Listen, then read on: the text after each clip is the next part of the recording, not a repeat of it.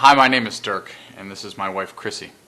Our son is Gavin, and he's 10 years old, and he's going into the 5th grade. Gavin was struggling with reading first. That's where we saw there was something happening. And it really came in the form of him not being at level with his peers in his classroom and not really making the progress that was necessary at his grade level. And for parents, that was really hard to take, because we were working very, very hard at making sure that he did his homework and he did all the things that he was expected, but it just was not, something wasn't right. We were really getting very frustrated with the whole process that we were going through. We weren't understanding why he was plateauing, including working with the reading specialists. And so being in it, being involved in it, and being a parent that was living it every day, I was speaking with my sister, and she took it upon herself to actually do some research online as to what else besides learning disabilities and mental disabilities such as like ADHD or problems like that, what else could be contributing to our struggle.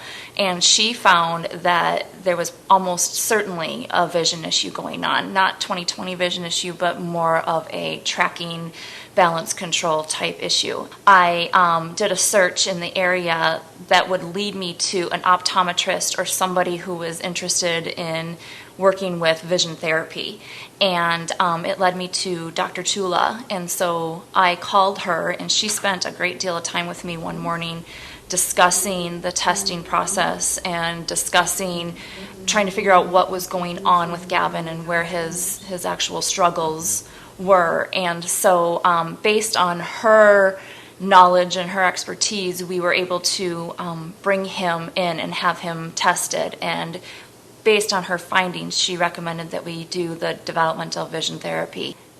Because of vision therapy, we've done two sessions that have had 30 appointments each session. And the first one was more focused on regaining control of the muscle movements in his eyes so that he could actually track in a text paragraph.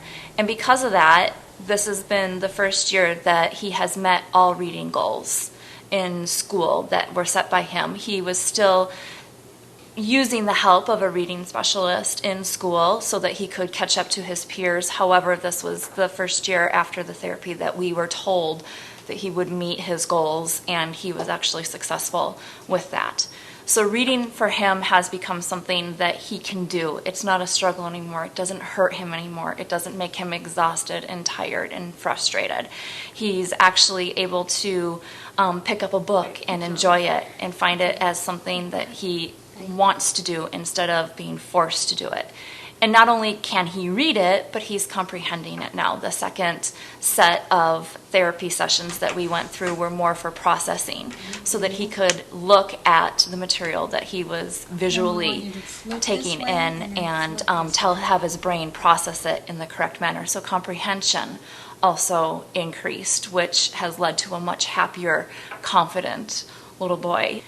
He's very athletic and very involved in sports, and we've seen a big improvement in athleticism as far as hand-eye coordination, especially in sports like baseball, where that kind of movement and coordination is absolutely essential.